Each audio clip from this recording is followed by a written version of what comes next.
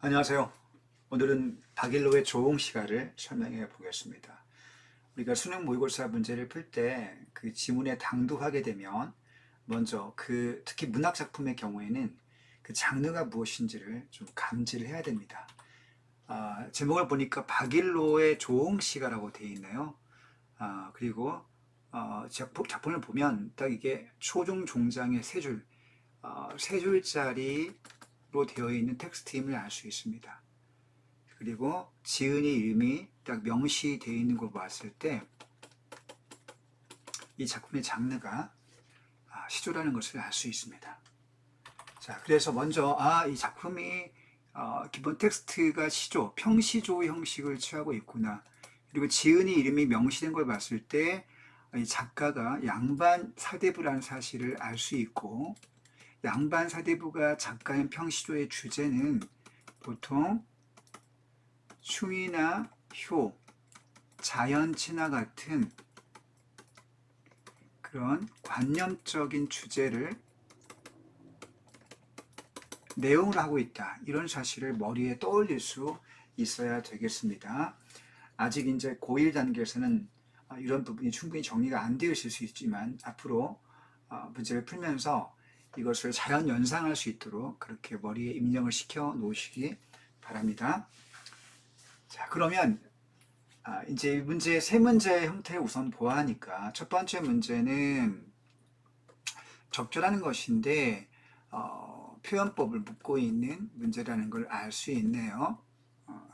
묘사에서 그 다음에 성경 후정, 그 다음 불가능한 상황 설정, 점층, 자연물 활용 이런 식의 표현법을 알고 있는지를 이해할 수 있는지를 묻고 있습니다. 자, 두 번째 문제는 보기를 주어주고 위에 평시조 관련된 고사를 제시해 줌으로써 내용을 이해하는 문제입니다. 자, 그리고 세 번째 문제는 역시 보기인데 보기 연관해서 작품을 바로 이해할 수 있는가를 묻고 있습니다. 우리가 보기 있는 문제는 제시문에 관련된 선 정보를 제시하기 때문에 제시문을 옆에 1수부터 5수까지 읽어 나가기 전에 보기를 먼저 참고하는 것이 유리하겠죠. 보기를 먼저 참고하라는 거 여러분이 꼭 기억해 둬야 하겠습니다. 제시문을 먼저 읽기 전에 보기를 먼저 읽어 보겠습니다. 자, 여기 봅시다. 그렇죠? 먼저 왼쪽에 그 보기 제시문이 육적이라는 사람이 원수를 찾아갔다가 대접받은 유자를 품고 나오다가 떨어뜨리는데 원술이 그 이유를 물으니 어머니께 드리려고 했다. 지금 고사를 소개해주고 있는데요. 이 고사는 대부분 중국의 고사입니다. 중국의 어떤 인물들이 과거에 했던 그 사건을 소개해주는 걸 고사라고 합니다. 이 고사를 소개해주고 있는데 이것이 왼쪽 제시문의 일수와 연관되는 것을 생각해 볼 수 있겠습니다. 자, 그러면 밑에 고사가 전부 다 제시문에 1, 2, 3, 4수와 연관되어 있다는 걸 염두에 두고 우선 왼쪽에 가서 이제 일수를 읽고 보기와 연관성을 따져보는 게 문제를 푸는 효율적인 방법이 되겠습니다. 자, 일수를 읽어 보겠습니다. 자, 우리가 평시조 읽을 때에는 사음보로 끊어서 읽어야 된다는 거 여러분 알고 있죠? 일단 시조를 편안하게 읽을 수 있는 준비가 되어 있어야 그리고 텍스트를 이해하는 데도 어려움이 조금 덜하겠죠. 자, 사음보로 끊어 읽어보겠습니다. 자, 반중 종감이 고와도 보이나다. 자, 이렇게 사음보로 끊깁니다. 자, 조음감, 반중 조음감에 여기 뜻풀이가 밑에 나와 있네요. 소반, 작은 쟁반을 소반이라고 하죠. 작은 쟁반 위에 담긴 일찍 익은 홍시. 자, 조음감이라고 하는 건 일찍 익은 홍시를 가리키네요. 반중 조음감이 색깔이 고와 보이나다. 홍시감 색깔이 고와 보이는데요. 자, 시각적 이미지를 쓰고 있네요. 빨갛게 익은 그 홍시감이 되게 먹음직스럽다고 생각을 한 것 같습니다. 시각 이미지. 유자가 아니라도 품음직하지만은 자, 이게 유자 같은 여러분 유자는 고급 과일입니다. 요즘 우리가 차로 주로 마시지만 옛날에는 이 유자가 고급 과일, 귤과 같은 것으로 이렇게 먹었나 봐요. 중국에서는. 오른쪽 그 보기에 32번 보기에 첫 번째 구사를 확인해 보면 중국의 고대에 육적이라는 사람이 친구 원수를 찾아갔다가 대접받은 그 다과 과일을 그 쟁반에 내어 가지고 왔는데 그거를 먹지 않고 자기 품속 옷 속에 품어 가지고 나왔어요. 자, 그러자 이제 당황스러운 장면인데 그 집 주인의 원술이 물어보죠. 왜 그거 안 먹고 그 품에 품어 가려고 하느냐라고 하자 육적이 사실을 고백합니다.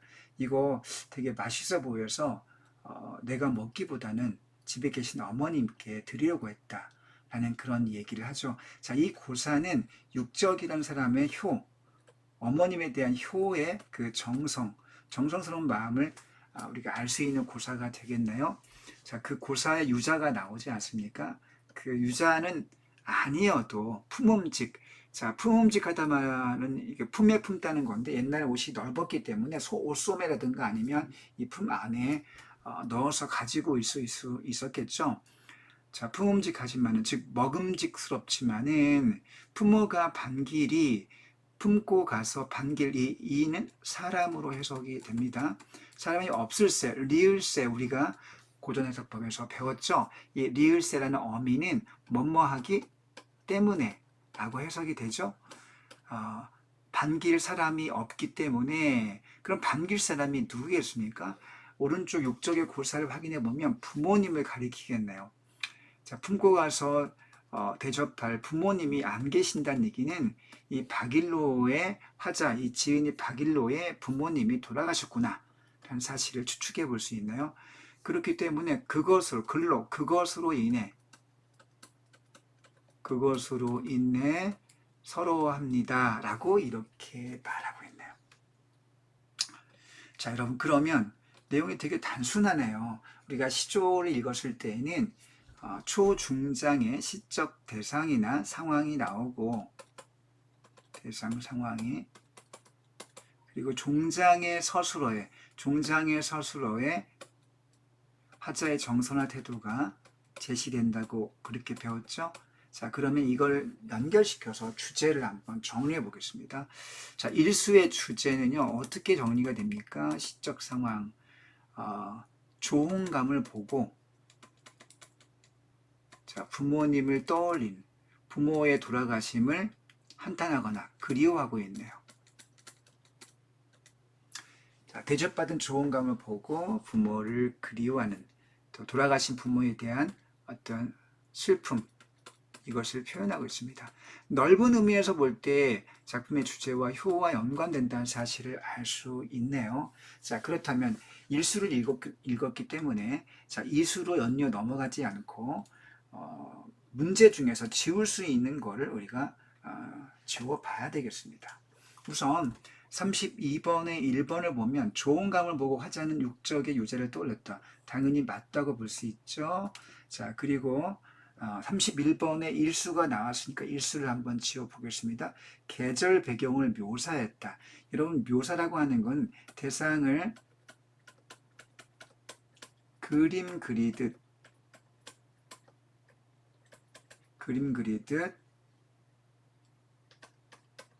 표현하는 것을 묘사라고 하죠. 그러다 보니까 묘사는 주로 시각이나 청각 같은 감각적인 표현을 바탕에 깔고 있습니다. 예컨대 계절 배경을 묘사했다면 봄에는 아름다운 꽃이 피고 시각이죠. 여름에는 비가 옵니다. 시각이죠. 자, 가을에는 누렇게 익은 곡식이 계절 배경이 역시 시각입니다. 겨울도 눈이 오죠. 하얀 눈이 온 세상을 덮습니다. 역시 시각적 이미지입니다. 우리가 이런 걸 묘사라고 하죠. 이렇게 감각, 시각이나 청각 같은 이미지를 동원해서 배경을 묘사하면 그 자체가 생생한 느낌을 주기 때문에 생동감을 준다라고 할 수 있습니다. 과연 그렇다면 일수의 계절 배경이 나와 있냐? 물론 홍시감이기 때문에 가을이라는 걸 추측할 수 있습니다. 그러나 그것을 묘사한 건 아니죠. 그림 그리듯 묘사한 건 아니기 때문에 1번의 계절 배경의 묘사 X가 되겠네요. 이렇게 해서 31번 1번과 31번 1번을 지워봤습니다. 자, 다음 수로 넘어가 보겠습니다. 자, 이수가 왕상의 잉어 잡고 맹종의 죽순 꺾어. 왕상과 맹종이라는 사람의 이름이 나오네요. 자, 이것도 역시 중국 고사의 주인공이라는 사실을 추측해 볼 수 있고요. 자, 32번의 보기를 보면 왕상이 나오고 그 다음에 맹종이 나온다는 사실을 체크해 볼 수 있습니다. 먼저 고사 읽어봐야 되겠네요. 왕종이라는 사람이 계모가, 자, 계모는 어머니가 돌아가시거나 했을 때 그 뒤에 이제 두 번째 어머니가 되는 분을 계모라고 하죠. 이거를 먹고 싶어 하자 겨울에 옷을 벗고 얼음을 깨려 했습니다. 여러분, 옷을 벗고 얼음을 깨고 고기를 잡으려면 진짜 위험하죠. 자기가 얼어 죽을 수도 있는 그런 조금 어려운 상황인데 그만큼 계모에 대한 효성이 지극했다라고 할 수 있죠. 친어머니도 아닌데, 자, 그것을 그렇게 왕상의 마음이 워낙에 착하고 예쁘다 보니, 자, 잉어가 뛰어나왔다. 잉어가 왜 뛰어나왔는지 모르겠지만 아무튼 이런 감동적인 구사가 소개되고 있습니다. 자, 그 다음 맹종은요. 맹종이라는 사람은 어머니가 겨울에 죽순, 여러분 죽순이라고 하는 건 대나무의 새순인데 이 죽순이 주로 봄에 막 쑥쑥 자라 나옵니다. 왜냐하면 이 대나무가 따뜻한 지역의 식물인데 겨우내 땅속에 이렇게 에너지를 응축하고 있던 대나무의 그 뿌리와 줄기들이 봄이 되어서 비가 오기 시작하고 날씨가 따뜻해지면 하루아침에 30cm씩 쑥쑥 올라온대요. 근데 그 죽순이 중국 그 음식의 재료로 많이 쓰이지 않습니까? 되게 연하고 뭐라 그럴까요? 먹기에 좋은 음식이죠. 자, 그래서 그럼 근데 하필 겨울이야. 겨울에 죽순이 나올 일이 없지 않습니까? 겨울에 죽순을 얻을 수가 없죠. 봄에 주로 나오기 때문에. 근데 어머니가 먹고 싶다고 하자, 어떡해. 그냥 겨울에 대숲에 갑니다. 근데 막상 찾을 수가 없다 보니 탄식하죠. 안타까워하죠. 그래 그 눈물이 떨어진 곳에 죽순이 나왔다고 하는 감동적인 이야기입니다. 자, 이것도, 자, 왕상이 잉어를 잡고 명종의 죽순을 꺾어. 자, 그 다음에 노래자도 또 사람의 이름이네요. 역시 이것도 여기 마지막 보기의 마지막에 노래자 이야기 나옵니다. 노래자는 70세의 나이에도 색동옷을 입고 어린애 같은 장난하면서 늙은 부모를 즐겁게 줬다. 아마도 자식이 70세라고 한다면 부모는 90세 정도 됐겠네요. 적어도. 그러니까 아주 나이 드신 부모임인데 그 부모님을 위해서 70세 할아버지가 재롱잔치를 했다는 거 아닙니까? 정말 효성이 지극하네요. 자, 노래자가 입었던 그 옷을 입고 부모님을 위해서 다 역시 효와 연관된 고사를 인용했습니다. 고사를 인용해서 일생의 양지성효를, 양지성효는 자, 부모를 받드는 효성을 가리키네요. 아무튼 줄이면 아무튼 효라고 할 수 있습니다. 효를 증자 역시 여기 또 하나의 고사 속의 인물이네요. 효심이 깊은 것으로 유명한 공자의 제자 가운데 효가 깊었던 제자가 증자입니다. 벌써 4명의 인물이 나왔습니다. 이런 사람처럼 같이 증자같이 아리이다. 자, 지기법을 쏘서 비을 서서 효를 다짐하고 있네요. 자, 그러면 주제를 정리해 볼까요? 이수의 주제를 정리해 보면, 자, 주제 땡땡 앞에 대상을 적어 보겠습니다. 주된 대상은 자, 중국의 효자들을, 그렇죠? 그 효자들을 떠올리면서 자기도 그 중국의 효자들처럼 효를 부모님께 하고 싶다. 효자의 고사를 떠올리면서 자기도 효를 하기를 효의 실천을 다짐하고 있는 내용이네요. 자, 이렇게 주제를 정리해 볼 수 있겠습니다. 자, 이수를 읽었으니까 우리가 여기 보기에 2, 3, 4번을 지울 수가 있겠고요. 자, 5번까지 지울 수 있겠네요. 그리고 31번에 2번도 지워볼 수 있겠습니다. 자, 먼저 보기를 지울게요. 왕상의 잉어는 어려움을 감수하면서까지 효를 실천. 맞죠? 겨울에 얼음을 깨고 잉어를 잡으려고 했으니까 화자의 의지를 보여주는 건 맞습니다. 오케이죠? 자, 3번 맹종의 제습해서 눈물을 흘리는 것과 화자가 좋은 감을 보고 서러워하는 것은 모두 부모님이 원하는 것을 원치 얻지 못했기 때문이다. 여러분 이렇게 선지 3번을 보면 문장이 아주 복잡하고 깁니다. 자, 우리가 이런 문제의 선지를 OX를 판단할 때는 문장이 길기 때문에 머리가 좀 꼬이는 느낌이 있지 않습니까? 그것을 피하기 위해서는 문장을 분리하는 것이 답입니다. 문장을 분리하는데 어떻게 그 의미 구조를 분리하는 거예요. 자, 분리해 보겠습니다. 이렇게 표현됩니다. 먼저 주어가 두 개입니다. 맹종이 눈물 흘리는 거, 이게 첫 번째 주어죠. S1이라고 적을게요. 두 번째 주어는 화자가 좋은 감고 서러워하는 것입니다. 이게 두 번째 주어입니다. 그러니까 여기서 뒤에 모두라고 되지 않습니까? 이 주어를 묶어볼게요. 뒤에 걸 우선 묶겠습니다. 자, 앞에 주어만 남겨두고 뒤에 걸 묶어도, 그러면 주어는 뭐로? 맹종이 대숲에서 눈물을 흘리는 것, 그것은 부모님이 원하는 것을 얻지 못했기 때문이다. 아까 고사를 확인해 보면요, 맹종은 어머니가 죽순을 먹고 싶다고 했을 때 일단 갑니다. 근데 가보니까 구할 수가 없어. 그래서 탄식하고 눈물을 흘리는 거 아닙니까? 먼저 구할 수 없게 된 것을 안타까워하는 과정이 있었고, 그 다음에 감동한 자연이 죽순을 내어 보내는 것이라고 본다면, 자, 맹종이 눈물 흘리는 것은 원하는 것을 얻지 못한 것은 맞죠. 그러면 맹종은 일단 첫 번째 주어는 오케이가 되겠습니다. 자, 이제 그럼 두 번째 주어를 확인해 보죠. 자, 이렇게 분리해서 한다는 거 꼭 기억해 두세요. 화자가 좋은 감을 보고 서러워했습니다. 왜 서러워했을까요? 부모님이 돌아가신 것을 생각하고 서러워한 거죠. 자, 서러워한 것은 부모님이 돌아가셔서 서러워한 거지 좋은 감을 얻지 못해서 그런 것은 아니죠. 부모님이 안 계신 것 보고 안 계신 것을 떠올렸기 때문에 서러워한 거죠.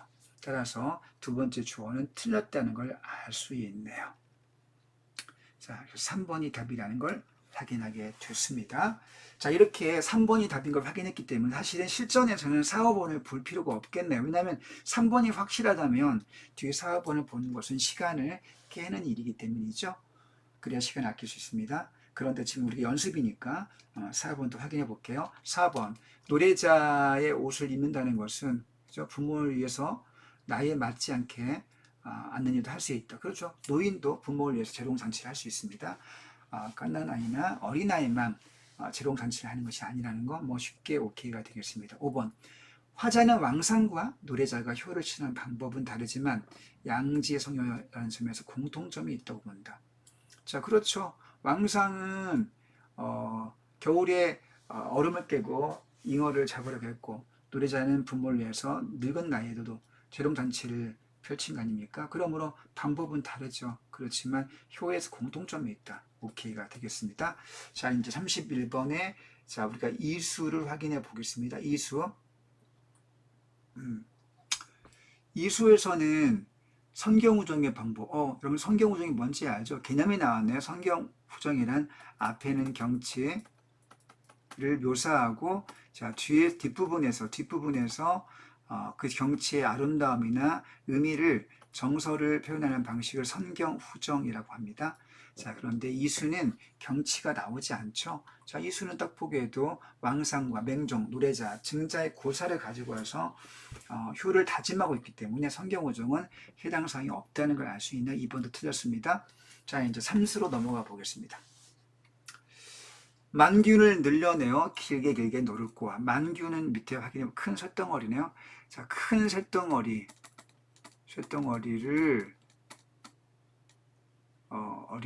늘려, 그거를 막 이렇게 정 같은 걸로 쪼거나 불에 달구어서 늘립니다. 그리고 길게 노를 꼬아. 노라고 하는 건 노끈이네요. 밧줄 같은 거죠. 노끈을 꼽니다. 여러분 쇠를 갖다 달구어서 늘린 다음에 노를 꼬은다. 자, 이건 사실 인간이 할 수 있는 건 참 어려운 일이죠. 기계가 할 수 있다면 몰라도. 자, 그리고 군만리 장천. 여러분 군만리 장천. 장천은 천자가 하늘 천자고 장은 길장자입니다. 높은 하늘이라는 뜻입니다. 장천. 자, 그리고 앞에 군만리는 여러분 동양세계에서 구자라고 하는 거는 가장 긴, 가장 먼 이런 뜻입니다. 군만리 장천은 가장 길고 높은 하늘 정도가 되겠죠. 그 하늘에 있는, 높은 하늘에 있는 가는해. 그럼 해가 동쪽에서 서쪽으로 이렇게 떠서 지지 않습니까? 이렇게 가는 과정이 있죠. 자, 동쪽에서 서쪽으로 움직이는 해를 잡는데요. 잡아맨대요. 자, 이 땅에서 높은 군만리 장천에 있는 이 해를 쇳줄을 갖다가 노끈을 꼬아서 이거를 딱 붙든다는 얘기예요. 여러분, 이거는 상상 속에서는 가능한 일이지만 현실 속에서는 불가능한 이야기죠. 자, 여러분, 그러면 초중장의 내용을 정리해 본다면 우리가 이거를 불가능한 상황이라고 합니다. 불가능한 상황을 상상한 거네요. 상황을 설정한 거죠. 여러분, 근데 왜 갑자기 이런 상상을 했을까요? 자, 넘어가는 해를 붙잡는다는 게 어떤 의미가 있을까요? 이거는 시간을 붙드는, 시간을 정지시키는 의미가 있는 거죠. 자, 시간을 정지시킨다는 것은 그러니까 늙어가는 것을 막는다, 늙음을 막는다는 의미도 있습니다. 늙음을 정지시킨다, 이런 의미가 있는 거죠. 자, 그래서 뭐 하려고? 자, 북당의 학발상치는 밑에 참고해 보면, 자, 늙은 부모가 계신 안방입니다. 학발상치는 늙은 부모님. 자, 북당 안방 계신 부모님, 늙으신 부모님, 더디 늙게. 자, 해를 붙들어 보면 시간이 정지되니까 그만큼 더 늙지 않겠죠. 부모님이 더 오래오래 사시기를 소망하는 내용이네요. 자, 오래 살기를 기원, 소망하는 내용입니다. 여러분, 그러면 이 삼수의 주제를 또 정리해 보겠습니다.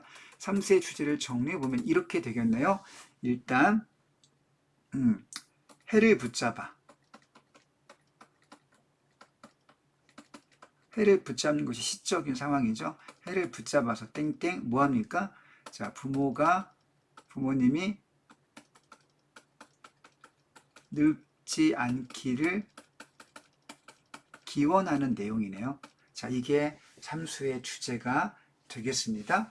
자, 삼수 내용 확인해 볼게요. 삼수에서는 불가능한 상황을 설정해 소망을 드러내고 있다. 자, 맞는 표현이죠. 여러분, 여기 굉장히 중요한 내용이 나왔네요.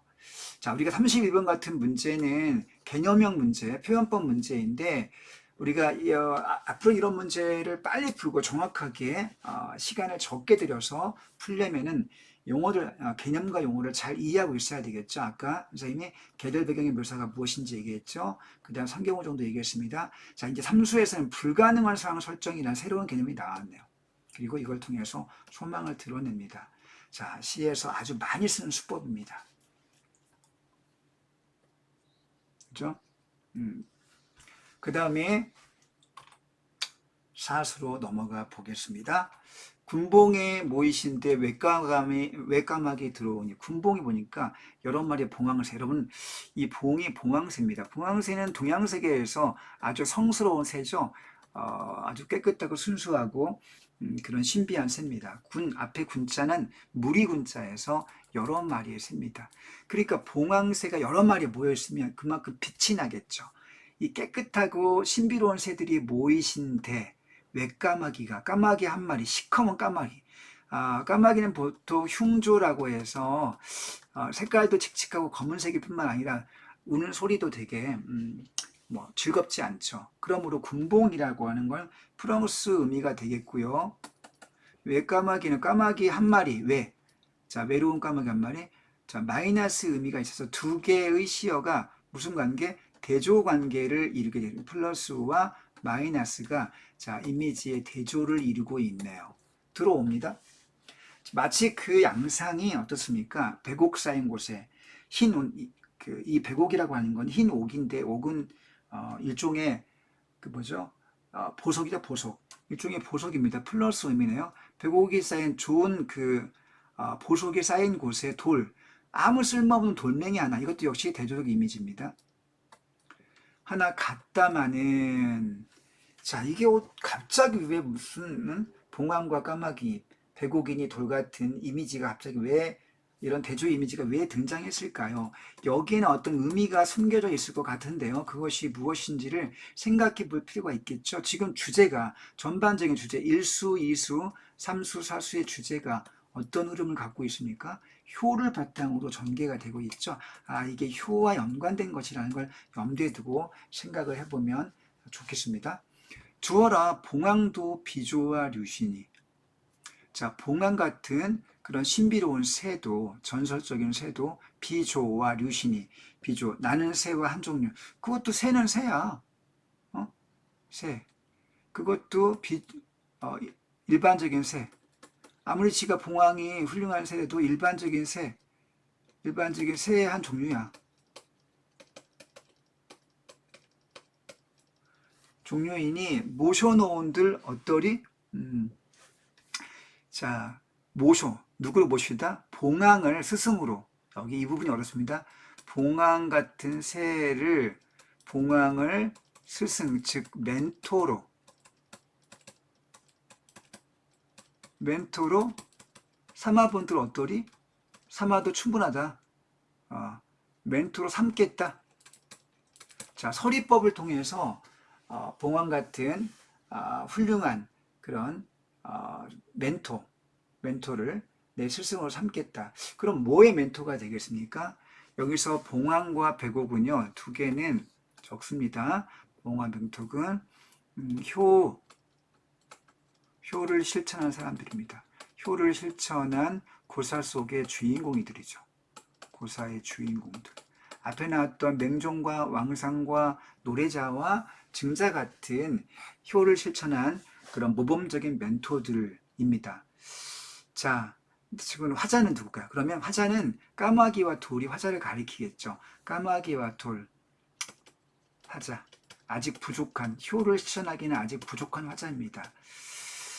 자, 화자가 자기가 아직은 효를 실천하고 싶어 하지만 아직은 그런 고사 속의 왕상, 맹종, 노래자, 증자 같은 경지에는 들어가지 못한 상황입니다. 그만큼 부족하다는 거죠. 자, 그렇지만 그들도 똑같은 인간이기 때문에 우리가 그들을 스승으로 모셔놓고 멘토로 삼겠다라는 얘기를 하고 있습니다. 자, 사수의 주제가 비유가 사용됐기 때문에 조금 어렵죠. 자, 정리해 보겠습니다. 주제는 자, 궁봉백옥 같은 효의 멘토들, 스승들을 보며 자기도 효를 실천하겠다는 다짐을 하고 있다. 이렇게 정리해 볼 수 있겠네요. 자, 궁봉백옥을 떠올리며, 즉 효의 멘토를 떠올리며 자기도 그처럼 효를 실천하기를 다짐하고 있습니다. 자, 이렇게 주제를 정리해 볼 수 있겠네요. 자, 그러면 여기 사수를 확인해 볼까요? 31번에 자, 아까 3번이 답이 됐네요. 3번은 맞는 선지입니다. 그렇죠? 4, 5번이 뭐가 틀렸는지 확인해 보겠습니다. 사수에서는 점칭을 통해 특성을 부과한다. 사수 보면 점칭이 아니죠. 점칭이 아니고 뭐였습니까? 빗대었죠. 뭐뭐 같지만은, 쌓인 돌 같지만은 비유가 사용됐네요. 직위법이 사용됐습니다. 자, 그래서 직유를 이해해 두시고요. 자, 점칭은 점점 커지는 것을 의미하죠. 자, 점칭의 반대 개념을 한번 알아봐 놓고 가겠습니다. 점칭의 반대 개념은 점강법입니다. 이 점강의 강자는 내릴 강자인데요. 내려오다. 점점 작아지는 걸 의미합니다. 점칭과 점강 용어를 기억해 두시고요. 자, 5번 일수와 삼수에서는 자연물을 활용하여 삶의 무상함을 제시하고 있다. 자, 여러분, 일단 기본적으로 자연물이 활용되었습니까? 자, 일수의 자연물 나오나요? 일수에서는 조홍감이 감이니까 일종의 자연물 맞습니다. 자, 먼저 일수만 확인해 볼게요. 자, 그런데 그 조홍감을 가지고 와서 여기까지는 일단 맞네요. 오케이. 앞부분은 자, 의미 단위를 분리했을 때 이렇게 선생님이 이렇게 분리해 보겠습니다. 앞부분 일수를 분리하고 이렇게 잘못하면 오케이. 그 다음 뒷부분 삶의 무상함. 이런 삶의 무상함이 뭡니까? 삶의 무상함은요, 인생 무상을 의미하는데요. 인생 무상이란 자, 우리가 많이 쓰는 용어지만 여러분들이 무상이라는 말을 잘 이해를 못하고 있어. 무상함이라고 하는 거는 이 상자가 늘상, 한자는 늘상입니다. 늘, 상, 항상 상자입니다. 인생이란 항상 똑같지가 않다. 없음 묻자. 항상 똑같지 않습니다. 어제의 부자가 오늘의 거지가 되고요. 오늘의 거지가 내일의 재벌이 될 수도 있습니다. 물론 흔한 일은 아니지만, 그래서 인생의 흐름이라고 하는 건 하루아침에 뒤바뀌어질 수 있기 때문에 참으로 더덥다. 그만큼 허망하다. 자, 무상함은 허망함, 헛됨, 허망함, 헛됨. 자, 이렇게 필기해 두면 되겠고요. 자, 그래서 아까 일수에서 일수에서 좋은 감을 보고 부모님께 품어 가고 싶은데 거기에서 부모가 안 계신 것을 떠올리고 슬퍼하는 내용이지 않습니까? 삶의 무상함이 아니고요. 부모에 대한 그리움, 부모가 없는 슬픔을 느끼고 있죠. 그래서 일단 일수의 뒷부분은 설명이 잘못됐음을 알 수 있습니다. 자연물 활용은 맞고요. 그럼 삼수로 넘어가 보겠습니다. 삼수에서는 자연물이 활용됐을까요? 삼수 확인해 봅시다. 삼수에 보면 만균을 늘려내어 길게 꼬아서 그 다음에 해를 잡아내. 자, 삼수에도 해가 나오기 때문에 해를 잡아낸다, 가는 해를 잡아낸다. 이것도 일종의 자연물이라고 볼 수 있습니다. 삼수도 일단 자연물 활용은 오케이가 되겠네요. 자, 그런데 가는 떨어지는 해를 붙잡는다는 것은 삶의 무상함이 아니고요. 시간을 정지하는 의미가 있죠. 시간 정지, 그리고 부모님 늙지 않기를 소망하고 기원하는 의미가 있지 않습니까? 소망과 기원의 정서가 해를 붙잡아서, 따라서 인생이 헛되다고 하는 삶의 무상과는 무관합니다. 그래서 삼수의 뒷부분도 X가 되겠네요. 자, 이렇게 선지를 꼼꼼하게 분리해서 정리하는 습관을 꼭 기르시기를 바랍니다. 자, 33번 문제를 설명하겠습니다. 자, 미처 부분 바탕으로 이끌 이해했을 때 적절치 않은 것을 묻고 있네요. 자, 조응시가의 사수는 위대한 봉황새들이 그 무리에 보잘것없는 까마귀가 어울리고 싶다는 것으로 앞서온 내용과는 다르게 봅니다. 맞습니다. 자, 그러나 까마귀가 효조로도 널리 알려진 점을 고려하면 시 전체가 일관성이 있다. 그리고 까마귀는 기본적으로는 흉조, 흉측한 느낌지는 흉조로도 알려 있지만 반대로 효를 실천하는 효조로도 알려져 있습니다. 왜냐하면 까마귀가요, 부모의 둥지를 떠나면서 영원히 떠나는 게 아니라 자기가 좀 성장했을 때 늙은 부모에게 먹이를 물어다 주는 그런 습성이 있다고도 알려져 있다고 해요. 그러므로 그런 속성을 볼 때 까마귀가 효의 새로서도 그렇게 의미가 알려져 있습니다. 상반된 이중적 의미를 갖고 있다는 얘기죠. 자, 적절치 않은 것을 물었습니다. 자, 1번. 군봉은 제2수에서 언급된 효를 실천한 위대한 사람들. 아까 맞죠? 선생님이 아까 그렇게 확인해 봤죠? 자, 2번. 외까마귀는 화자의 모습이다. 맞겠습니다. 자, 3번. 배곡이 쌓인 곳에 돌 하나 갔다는 것. 화자가 부모님께 불효한 것. 화자가 부모님께 불효한 거에 대한 자책이 아니고요. 화자가 여기 위대한 효를 실천한 위대한 그 고사 속의 주인공들에 비해서 효의 대가들에 비해 부족한 것을 한탄하고 있는 거지, 그것을 자기가 불효를 저지른 것은 확인할 수 없는 내용이죠. 자, 이게 3번의 이 부분이 비약된 불효를 저질렀다, 자책이다. 이건 죄심으로서 확인할 수 없는 내용이기 때문에 3번이 답이 되었습니다. 자, 4번도 볼게요. 봉황도 비조의 류라고 한 것은 위대한 효자도 화자와 같은 인간이라는 점을 이야기하는 것이다. 봉황도 비조의 류라고 하는 것 맞죠? 봉황도 일종의 새의 한 종류다라고 한 것은 위대한 효자도 똑같은 인간이라는 점을 이야기하고 있다. 맞는 분석이 되겠습니다. 자, 선지 5번. 봉황을 모셔놓는다는 것은 그들을 멘토로 본받고 싶어하는 마음을 담고 있다. 맞는 해석이죠. 자, 그래서 우리가 사수에 대한 해석이 어렵지만 어렵기 때문에 문제가 출제가 33번이 된 거고요. 선지 읽어보면 1, 2, 4, 5번은 자연스럽게 연결되지만 3번은 본문의 해석에서 연결하기 어려운 비약된 해석이라는 것을 추측해 볼 수 있습니다.